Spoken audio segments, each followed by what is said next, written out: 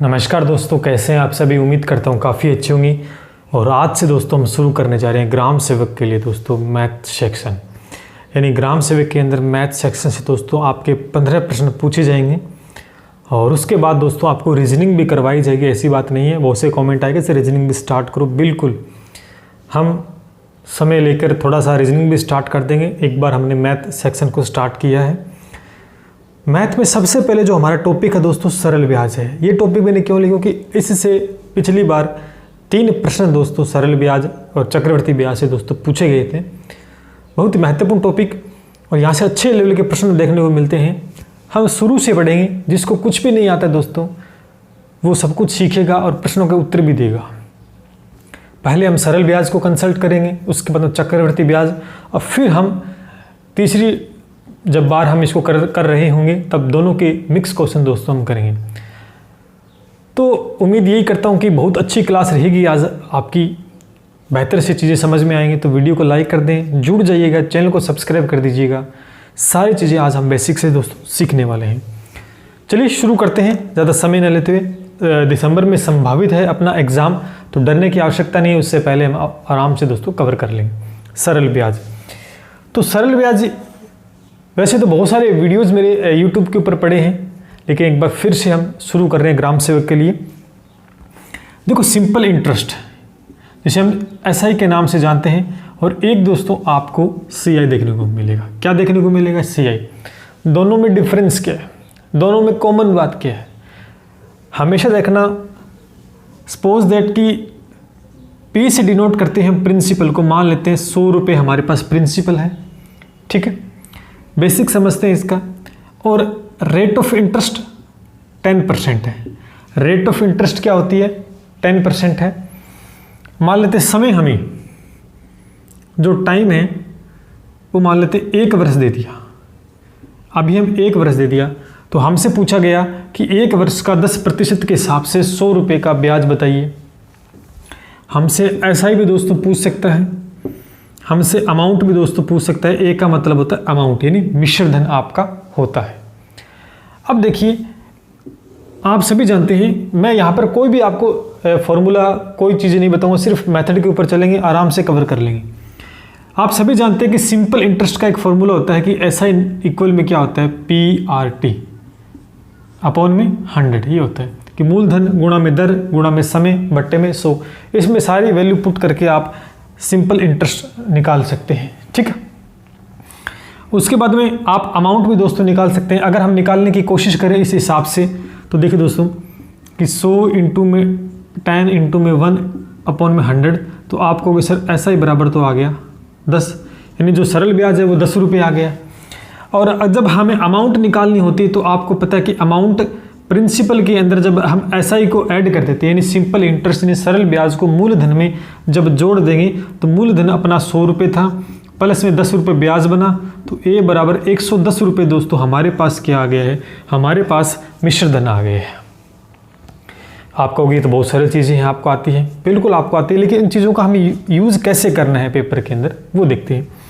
अगर हमसे यही प्रश्न पूछते कि हमें पता लग गया कि 1 साल का ब्याज कितना आया, 10 रुपये आया, और हमसे अगर चक्रवर्ती ब्याज निकालता, यहाँ पर बोलता कि सीआई भी निकालो, सीआई भी निकालो, रेट ऑफ इंटरेस्ट यही है 1, तो हमेशा ध्यान रखना जब सीआई निकालेंगे तो 1 वर्ष का, जब आप 1 वर्ष का सीआई निकालेंगे तो 100 रुपये का 10% यानी जो सीआई आएगा आपका 1 साल का वो 10 रुपये आएगा। यानी यहाँ से क्या बात निकलती है कि 1 साल का एसआई हमेशा बराबर होता है सीआई के। ध्यान करना, ये चीज़ आपको ध्यान रखनी है कि 1 साल का एसआई और 1 साल का सीआई हमेशा बराबर होता है जब तक रेट ऑफ इंटरेस्ट चेंज दोस्तों नहीं होती है। ये बात आपको दिमाग में रखनी है, क्योंकि 10 रुपये यहाँ पर ब्याज बनता है सरल ब्याज, तो 1 साल का 10 रुपये ही ऐसा ही बनेगा। अगर दोस्तों यहाँ पर बात आ जाती कि यहाँ पर बोल देते 2 वर्ष, तो 2 वर्ष में तो दोस्तों सरल ब्याज कभी भी दोस्तों परिवर्तित नहीं होता है कि 1 साल में 10% दोस्तों रेट लगी है, तो इसका मतलब है कि दूसरे साल भी रेट ऑफ इंटरेस्ट 10% ही रहेगी जब तक चेंज नहीं की जा सकती है।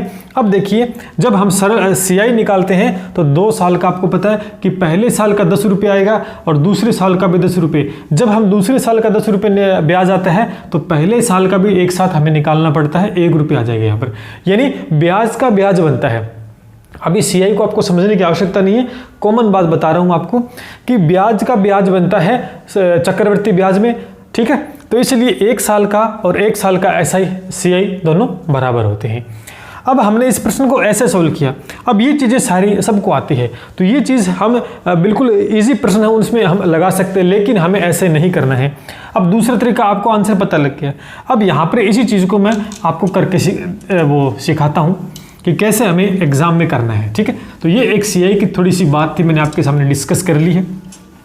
अब देखिए दोस्तों कि हमेशा ही आपको क्या करना है, कोई भी चीज़ निकालनी है तो आप मैं ये मानता हूँ कि मैथ के अंदर कोई सा भी आप क्वेश्चन ले लो, उसको आप प्रतिशत से भी कर सकते हो, रेशियो से भी कर सकते हो, है।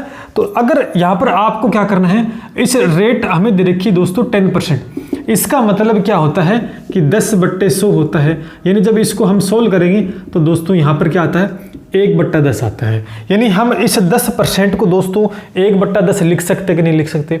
जी बिल्कुल लिख सकते हैं। तो ध्यान रहे, हमेशा नीचे वाली जो वैल्यू होती है ये P होती है। क्या होती है? P, यानी प्रिंसिपल। हम हमेशा लेट करेंगे, जब सोल्व करेंगे क्वेश्चन तब आपको ज़्यादा समझ में आए। एक बार आप समझें कि 10% का मतलब होता है कि 1/10, यानी जो 10 नीचे चीज़ है वो दोस्तों क्या है, आपका प्रिंसिपल है। और ये जो 1 आई है यहाँ पर, ये दोस्तों आपका सरल ब्याज हो गया है। कितने साल का? 1 साल का, ठीक है। ये हमेशा 1 साल का आता है, यहाँ पर 1 साल का है। अब आप देखेंगे ये आपका प्रिंसिपल है, ये आपका 1 साल का ब्याज है, और इसमें इसको जब ऐड कर देंगे तो ये बन जाएगा दोस्तों 11 है, ठीक है। तो ये दोस्तों क्या आ गया आपका, ये अमाउंट आ गई। क्या आ गई है? अमाउंट आ गई। अब आप ध्यान से देखेंगे दोस्तों, अब कहोगे सर हमारा उत्तर तो 110 आया था, है नहीं? हमने जब ये निकाला था, जब ऐसा ही निकाला था तो वो तो 10 था, और अमाउंट हमने निकाला था 110, तो यहाँ पर तो नहीं आ रहा है। लेकिन आप देखेंगे कि जब 1/10 है तो 10 क्या माना हमने? प्रिंसिपल। हमेशा ये प्रिंसिपल ही रहेगा, ऊपर वाला ब्याज रहेगा, जितने साल का दे रखा है उसके हिसाब से हम कर लेंगे। अभी 1 साल का है, और इसमें और प्रिंसिपल में जब ऐसा ही हम जोड़ देते हैं तो हमारे पास अमाउंट भी आ जाता है।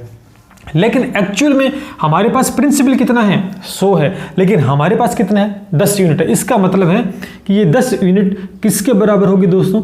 100 के बराबर होगी कि नहीं होगी? बिल्कुल होगी। ये 100 कब आया? कितने गुना हो गया? जब इस 10 को 10 से गुणा किया। इसका मतलब ये हो गया कि 1 यूनिट की वैल्यू 10 आ गई है। 1 यूनिट की वैल्यू 10 आ गई है, तो जब 1 यूनिट की वैल्यू 10 आ गई है तो इस 11 यूनिट की वैल्यू कितनी होगी? तो इसको 10 से गुणा कर देंगे, तो ये दोस्तों 110। ये 110 क्या था? ये दोस्तों अमाउंट था। इसका मतलब अमाउंट आपका 110 आ गया है।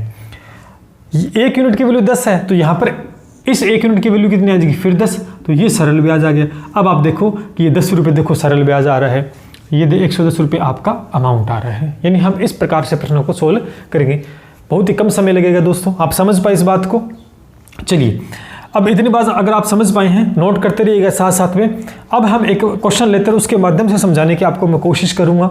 एक छोटा सा क्वेश्चन मैंने आपके सामने लिया कि हमें प्रिंसिपल 6000 रुपये दे रखा है, हमें रेट ऑफ इंटरेस्ट 6% दे रखी है, समय हमें 8 महीने दे रखा है, हमें SI भी निकालना है और आपका अमाउंट भी निकालना है।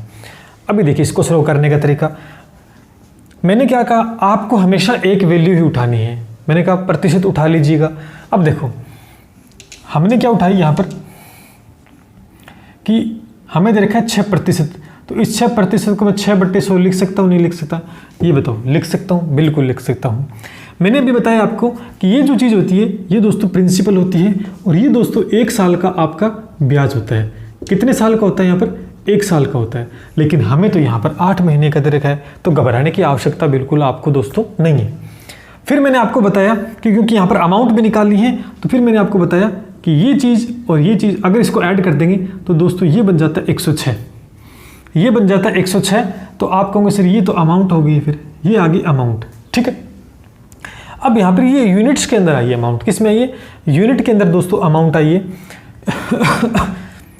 एक चीज़ और, यहाँ पे अभी हम अमाउंट निकालते हैं क्योंकि अभी हम थोड़ा सा इसमें क्योंकि सरल ब्याज निकालते हैं, क्योंकि ये 1 साल का है ना, इसलिए इसको नहीं लें, क्योंकि ये 1 साल का है और हमें 8 महीने का निकालना है। अब आप देखिए हमारे पास प्रिंसिपल कितना है, 100 यूनिट है, लेकिन दे कितना रखा है एक्चुअल में 6000। इसका मतलब हम कह सकते हैं कि ये जो 100 है ये 6000 के बराबर होगा कि नहीं होगा, होगा। तो यहाँ से आप दोस्तों 1 यूनिट की वैल्यू निकाल सकते हैं। इस 100 का इसमें भाग देंगे तो आप कह देंगे सर यहाँ पर तो 1 यूनिट की वैल्यू 60 आ गई है। 1 यूनिट की वैल्यू कितनी आ गई है, 60 आ गई है। अब हमें निकालना क्या है, हमें तो ऐसा ही निकालना है, कितने महीने का, 8 महीने का, कोई बात नहीं। लेकिन ये 6 यूनिट कितने महीने की है, 12 महीने की, नहीं 1 साल की है। तो हम एक बार 12 महीने की नहीं इसको 60 से गुणा करते हैं। क्यों किया, क्योंकि 1 यूनिट की वैल्यू हमने कितनी निकाल ली है, 60 निकाल ली है। ये हो गए 6 6 36 360, यानी जो ब्याज आया दोस्तों, यानी 1 साल का दोस्तों 1 साल का ब्याज है वो कितना आ गया है, देखो 1 साल का ब्याज 360 रुपये आया कि नहीं आया, बिल्कुल आ गया है। लेकिन हमें कितना निकालना है, हमें तो 8 महीने का निकालना है। जब 1 साल का ये आ गया, इसका मतलब 12 महीने का आया है। जब हमें 8 माह का निकालना है तो आप क्या करोगे, 360 में हम 12 का भाग दे देंगे तो 1 महीने का निकल जाएगा, और उसको जब हम 8 से मल्टीपल कर लेंगे तो दोस्तों यहाँ पर 8 महीने का आ जाएगा। तो ये कितना आ गया, 12 2 24 और 12 3 36, यानी 3 आ गया। तो आप कहोगे सर 8 3 24, 240 रुपये दोस्तों ये ब्याज आ गया। ये दोस्तों ऐसा ही आ गया, कितने महीने का आ गया दोस्तों, 8 महीने का। बताओ इसमें कहीं दिक्कत, अब ये समझाने के लिख रहा हूँ, आप इसको कैलकुलेट यहीं पे भी कर सकते हो। अब हमें अमाउंट निकालनी है, तो अमाउंट यानी अमाउंट में क्या होता है, प्रिंसिपल ऐड करेंगे। सबसे पहले प्रिंसिपल कितना है, 6000 रुपये, और इसमें ब्याज ऐड कर देंगे, 240 ब्याज ऐड कर दो। तो ये दोस्तों हो गया 6240, इसका आपका अमाउंट आ गया। ठीक है, इस तरह से प्रश्न करेंगे। अब ये आपको लग रहा है कि सर हम फॉर्मूले से भी कर सकते थे, बिल्कुल कर सकते थे, लेकिन ये बेसिक चीज़ें मैं स्ट्रॉन्ग कर रहा हूँ, और यही मेथड मैं बड़े बड़े प्रश्नों में सोल्व करूँगा जहाँ पर आपका फॉर्मूला दोस्तों काम नहीं करेगा। इसलिए मैं शुरू से ही आपका बेस मजबूत कर रहा हूँ कि ये चीज़ आप सीख लीजिए। इस चीज़ के बेस के ऊपर आप बड़े से बड़ा सवाल दोस्तों आप सोल्व कर सकते हैं। बहुत तरीके हैं सवाल करवाने के, बहुत तरीके हैं, हम कर सकते हैं, लेकिन आपको एक ऐसा तरीका बता रहा हूं जिससे एक बड़े से बड़ा सवाल भी दोस्तों आप आसानी से सोल्व कर पाएंगे। तो उम्मीद करता हूं आप समझ पाएंगे और इसको नोट कर लें।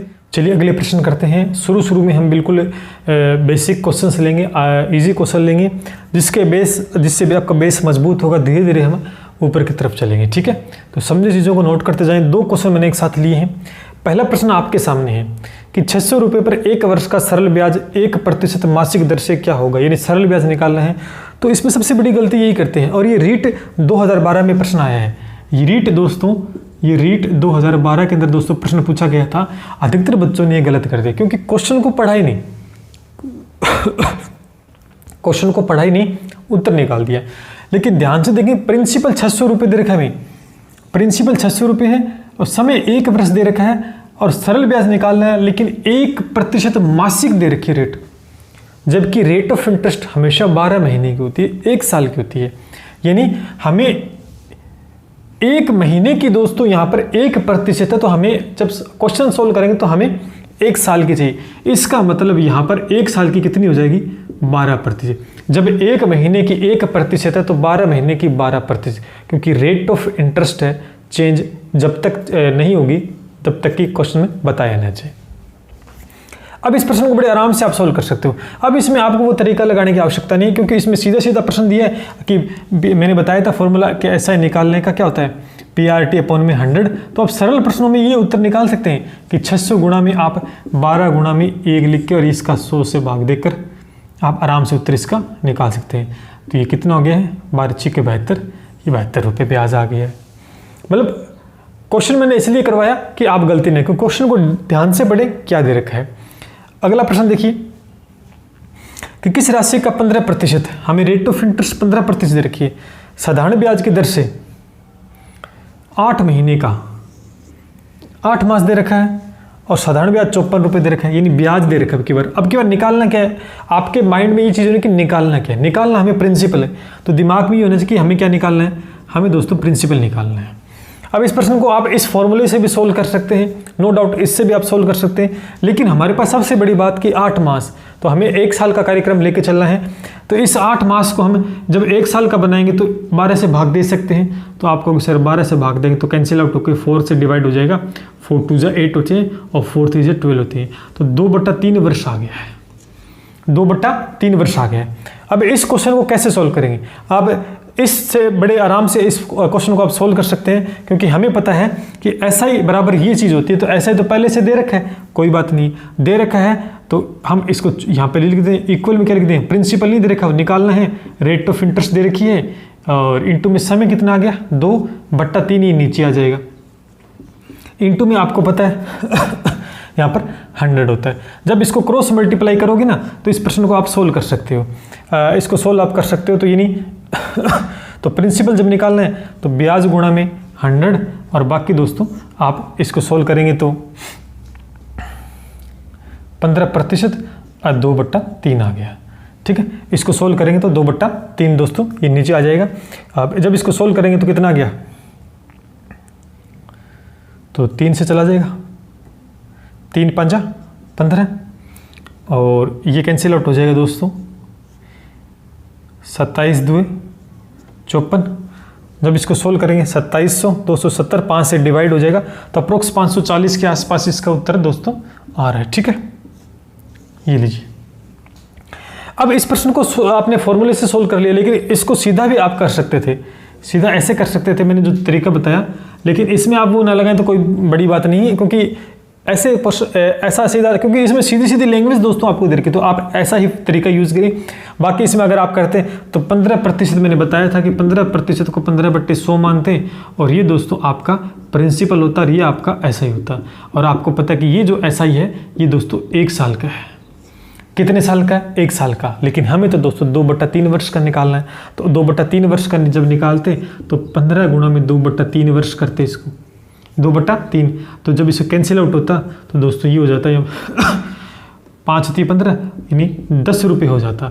यानी 2/3 वर्ष का जो ब्याज आता वो 10 रुपये आ जाता। अब इसमें करना क्या था? ठीक है, तो अब इसमें क्या था?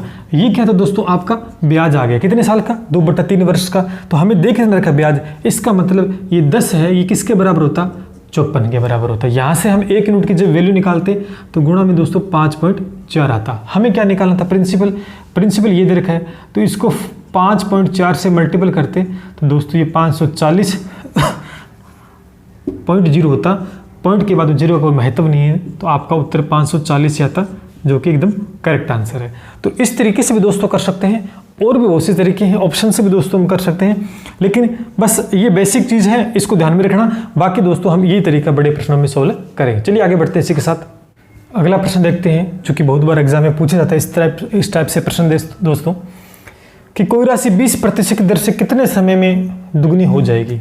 तो हमसे पूछा कि समय निकालना है। तो ऐसे प्रश्न बहुत सी टाइप हैं, आप माना 100 करके भी कर सकते हैं, अलग अलग वेरिएशन है इसके अंदर। लेकिन बड़ा सिंपल मेथड, क्वेश्चन के अंदर ही दोस्तों उत्तर छुपा होता है। देखिए हमें बोला कि रेट है वो तो 20% है। रेट क्या है? 20% है। कह रहा है कितने समय में दुगनी हो जाएगी, मतलब कोई राशि है वो दुगनी हो रही है। तो इसका मतलब मान लेते हैं हमारे पास राशि है वो 100 रुपये। 100 से क्या हो रही है? बड़ा सिंपल मेथड है, 200 हो रही है। दुगनी का मतलब तो ये हो गया। अब ये दुगनी कब हुई दोस्तों? ये दुगनी कब हुई? इसके बीच में कितने का गैप है? यानी ये जो चीज़ 200 बनी, इसका मतलब इसमें 100 रुपये है वो ब्याज ऐड हुआ है। 100 रुपये ब्याज ऐड हुआ है तभी तो 200 बनी। जी बिल्कुल सही बात है।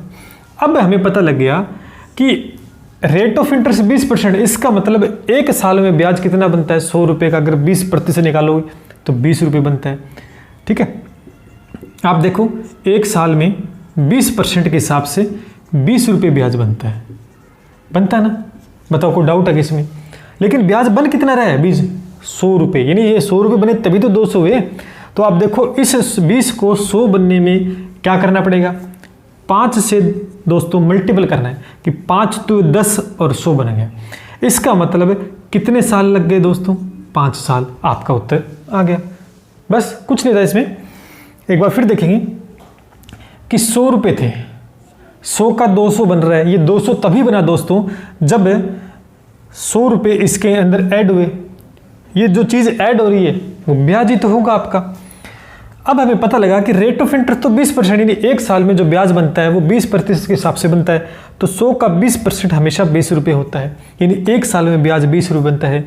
और जब ब्याज इतना बन रहा है, ये 20 रुपये है, तो आप देखो इस 20 को 100 बनने से क्या करना पड़ेगा, 5 से मल्टीपल करना पड़ेगा।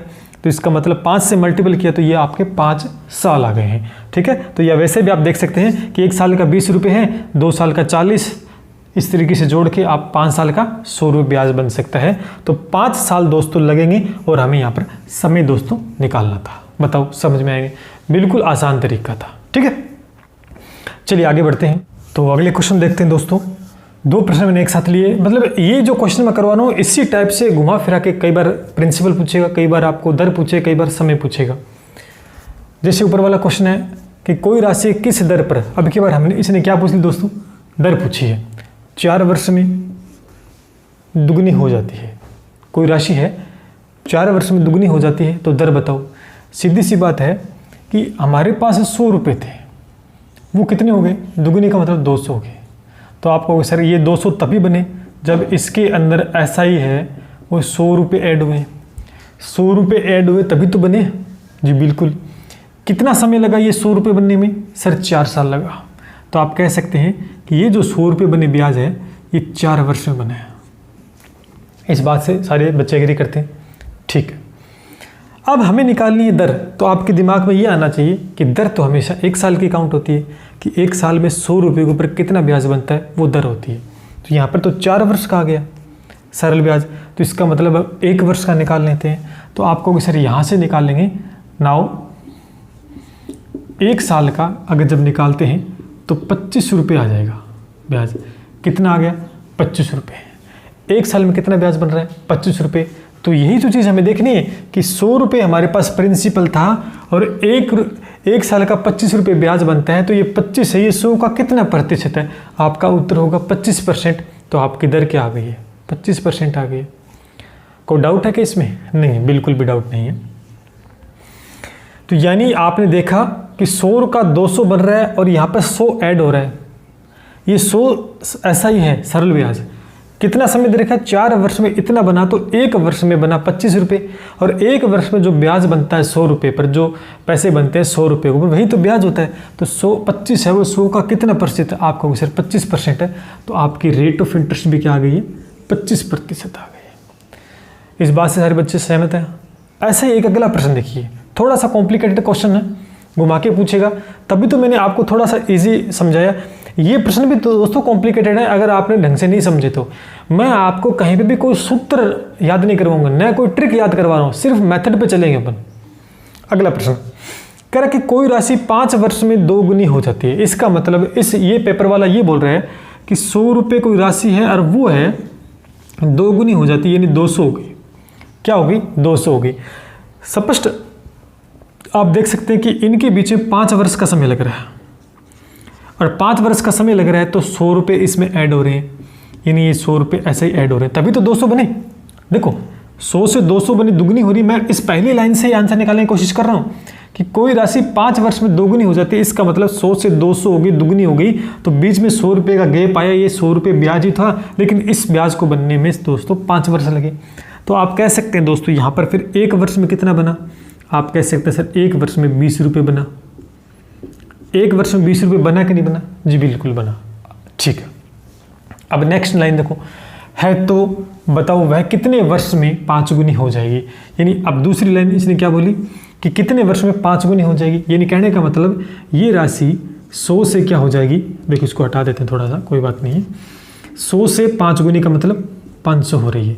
तो कहीं ना कहीं आप कह सकते हैं कि सर इसके बीच में तो 400 रुपये ब्याज बन रहा है। पेपर वाला बोल रहा है उसी, क्योंकि इसमें 400 रुपये ब्याज बनेगा तभी तो ये राशि 500 रुपये हुई है ना। 100 में 400 ऐड होंगे तभी तो 500 हुई, यानी ये ब्याज है आपका। अब इस भाई ने पूछा कितने वर्ष में, हमसे समय पूछ लिया। अब आप ये बताओ कि 1 वर्ष में जब 20 रुपये बन रहे हैं, तो इस 20 रुपये को क्या बनना है यहाँ पर, 400। चीज़ तो वही है, देखो प्रिंसिपल भी वही है, प्रिंसिपल सेम है ना। अब आप देखो यहाँ पर कोई राशि 5 वर्ष दुगनी हो जाती है, तो वह बताओ कितने वर्ष में दुगनी हो जाएगी। रेट ऑफ इंटरेस्ट का मतलब बताया नहीं गया, तो वही चीज़ है। अब इस राशि को 20 को जब 400 होने के लिए क्या करना पड़ेगा कि सर 20 से मल्टीपल करना पड़ेगा। इसका मतलब रेट ऑफ इंटरेस्ट क्या लग गई, 20% ही लग गई दोस्तों, 20% ही लग गई। ठीक है। जब 20 को 20 से मल्टीपल करेंगे 400 आएंगे, और ये 20% ही आपकी क्या है, रेट ऑफ इंटरेस्ट है। बात समझ में आई? सीधा सा मेथड है, आप यहाँ से भी कर सकते थे कि 1 साल का 20 रुपये, तो आप कह सकते हैं सर 1 साल का 20 रुपये नहीं 20/100 करते तो सोल्व करते इसको, तो 20% रेट ऑफ इंटरेस्ट आती, मल्टीपल 100 करते, तो 20% यहाँ पर लगाओगे। 400 ब्याज बनाना है तो 20 का 20% 400 ही होता है दोस्तों। यहाँ पर इसका 20% जोड़ोगे इसमें, तो आप कहोगे सर यहाँ पे तो यही चीज़ सेम आनी है। तो ये करने की आवश्यकता दोस्तों आपको कतई नहीं है, ठीक है। उत्तर यहीं से निकल जाएगा। नहीं, सिंपल सा मेथड है कि 1 वर्ष में 20 रुपये ब्याज बन रहा है और यहाँ पर ब्याज बन रहा है 400। इस 20 ब्याज को 400 में कन्वर्ट करना है, ठीक है। 400 में कन्वर्ट करना है तो इसको 20 से मल्टीपल करना पड़ेगा। करते ये जो मल्टीपल किए यही तो आपके प्रतिशत में समय आ गया ठीक है क्योंकि 1 साल में 20 रुपये बन रहा था, तो ये 20 समय आ गया दोस्तों, ठीक है। 20 वर्ष, वो लिख दिया। पीछे मैंने एक क्वेश्चन करवाया था, आपको याद है पिछला क्वेश्चन, वो भी मैंने ऐसे बताया था आपको, वही चीज़ है। प्रतिशत नहीं, क्योंकि समय पूछा है आपसे, समय पूछा है तो 20 वर्ष लग जाए, क्योंकि 1 साल में 20 रुपये बनते हैं, तो आप देख लो 400 कितने सालों में बनोगे। तो मतलब क्वेश्चन करने का तरीका है, और ये बहुत इंपॉर्टेंट क्वेश्चन है, स्टार कर लेना इसको, यहाँ से पूछा जाता है कई बार। चलिए आगे बढ़ते हैं। अगला क्वेश्चन देखिए, बड़ा अच्छा क्वेश्चन है। धीरे धीरे प्रश्नों का लेवल दोस्तों बढ़ता चला जाएगा। आज शुरुआत की है, फिर आपके कमेंट देखते हैं कैसे आते हैं, चीज़ें समझ में आ रही है कि नहीं आ रही, आप सजेस्ट देना। चलिए, कोई राशि 10% साधारण ब्याज की दर से 3 गुनी हो जाती है, तो बताओ वह किस दर से 7 गुना हो जाएगी। तो हमसे यहाँ पर दर पूछी गई है, देखो दर पूछी गई है। पहली लाइन में 10% साधारण ब्याज की दर से 3 गुनी हो जाती है, कहने का मतलब आप देखो सिंपल सा मैथ तरीका है कि 100 से दोस्तों 300 हो जाती है। 100 से 300 हो गई, इसका मतलब बीच में कहीं ना कहीं 200 रुपये ब्याज ऐड हुआ है, तभी तो बनी है। और ये ब्याज तब बना जब इस पर 10% रेट ऑफ इंटरेस्ट लगी है। इस बात से सारे बच्चे एग्री करते हैं, यानी ब्याज कब बना ही 200, जब इस पर रेट, क्योंकि रेट तो हमें दे रखी है, ठीक है। अब देखिए दूसरी लाइन से 7 गुना हो जाती है, वही राशि है 7 गुना हो जाती है। देखो 700 हो गई, इसका मतलब यहाँ पर ब्याज बना दोस्तों 600। अब यहाँ पर रेट कितनी है नहीं पता, वही तो निकालनी है, रेट कितनी वही तो निकालनी है। अब सीधा सा मेथड है कि प्रिंसिपल तो वही है, प्रिंसिपल तो वही है दोस्तों। अब ध्यान से देखेंगे, पहले ब्याज बन रहा था 10% के हिसाब से 200 रुपये, अब ब्याज 600 है। करने का तरीका बिल्कुल सिंपल है। आज आपको स्मार्ट वर्क करना पड़ेगा, मैथ वो नहीं रही जो मानना XY चीज़। अब देखो दिमाग में आना चाहिए कि यार पहले तो ब्याज 200 रुपये था, अब 600 है, इसका मतलब इस ब्याज को 600 बनाना है। तो आप कह सकते हैं दोस्तों, इसको 600 बनाने के लिए किससे मल्टीपल करना पड़ेगा? सर आप कहोगे 3 से मल्टीपल करना पड़ेगा, है ना। तो इसका मतलब फिर इसको 3 से मल्टीपल करना पड़ेगा, तो इसको भी 3 से मल्टीपल करना पड़ेगा। जब इसको 3 से मल्टीपल करो तो यहाँ पर आ जाएगी 30%, और आपका आंसर दोस्तों फेंक देगा 1 सेकंड के अंदर। कुछ भी दोस्तों इसमें नहीं करना पड़ा। ये है क्वेश्चन करने का तरीका, बिल्कुल सिंपल मेथड, कुछ भी नहीं किया इस क्वेश्चन में। 100 से 300 बना, 200 ब्याज 10% के हिसाब से, ये सारी चीज़ दे रखी थी। अब आगे ये भी चीज़ दे रखी थी, लेकिन अब दर निकालनी थी। तो मैंने दिमाग लगाया कि पहले 200 ब्याज था, अब 600 बन रहा है, तो क्यों ना 200 600 कब बना? जब इसको 3 से मल्टीपल किया, तो ये भी 3 से मल्टीपल होगा फिर, क्योंकि यूनिट तो सभी में सेम जैसी लगेगी। तो आप 3 से करते 30%, और ये दर है वो आपकी उत्तर आ गया। तो बिल्कुल आसान वे मैंने इस उत्तर को निकाल दिया, मतलब सेकंडों में आप दोस्तों उत्तर फेंक दोगे। अभी थोड़ा सा आपको अलग सा लगेगा, अभी थोड़ा सा अलग लगेगा कि ये क्या करवा दे क्या नहीं। आप लगातार जुड़िएगा मेरे साथ, जहाँ आपको दिक्कत हो रही है वो कमेंट करके ज़रूर बताइएगा, मैं उनको सुधारने की कोशिश करूँगा कहाँ पर आपको दिक्कत आ रही है। ये इन चीज़ों से आपका एक तो समय बचेगा, पेपर के अंदर समय बचेगा, और जो आपके एफिशिएंसी क्वेश्चन करने की जो क्षमता है वो तेज़ होगी। वो चीज़ें भूल जाइए कि माना एक्स है, वो है एक्स सरल सूत्र। देखो मेरा एक ही मेथड है, मैं कभी भी ऑफलाइन कोचिंग करवाता हूँ तब भी, और ऑनलाइन करवाता हूँ तब भी। मेरी जितनी वीडियो, मैं कभी तो किसी को कोई भी फॉर्मूला नहीं बताता कि ये फॉर्मूला रट लो, कभी किसी को ट्रिक नहीं बताता कि ये ट्रिक रट लो। सिर्फ कंसेप्ट पे चलते हैं और क्वेश्चन को पढ़कर ही उसका उत्तर निकालने की कोशिश करते हैं, और ये चीज़ मैं आपको सिखाने वाला हूँ। अभी आपको शुरुआत करते हैं तो थोड़ी सी कठिन लगती है, धीरे धीरे आपको इसकी हैबिट होगी। जब आप इसका बार बार प्रयास करोगे, अभ्यास करोगे, तो आपको भी दोस्तों ये आने लगेगी। आज हम इतना ही करेंगे, इसलिए करेंगे कि मैं चाहता हूं कि आप कमेंट में जवाब दें कि कैसे लगी आज की क्लास, क्या कुछ आपने सीखा और क्या कुछ आपके लिए और करना चाहिए। तो मैं चाहता हूँ कि आज आप इस पर थोड़ा सा कमेंट करके बताएं। धीरे धीरे हम क्लास का टाइम भी बढ़ाएंगे, क्वेश्चन ज़्यादा भी लेंगे, सब कुछ अच्छा होगा। एक बार शुरुआत कर रहा हूँ तो आज आपके सामने मैंने क्लास रखी, इसमें बेसिक से सारी चीज़ें मैंने कंसल्ट की, 8 प्रश्न किए, कंसेप्ट को भी समझाया कैसे करना है। इन 8 प्रश्नों को दोबारा आप करके देखना दोस्तों, क्या आप बिना इस वीडियो के कर पाते हो क्या? फिर देखिएगा कैसा आपको लगता है। तो उम्मीद करता हूँ आज क्लास बेहतरीन रही होगी। छोटी क्लास ली है, इसी वजह से ली है कि आपके सुझाव प्राप्त कर सकूं, देख पाऊं कि आपने कितना सीखा, कहाँ कमियां रही हैं। तो उम्मीद करता हूं दोस्तों नेक्स्ट वीडियो में बहुत अच्छा आपका रिस्पॉन्स रहेगा। मिलते इसी के साथ। जय हिंद, जय भारत।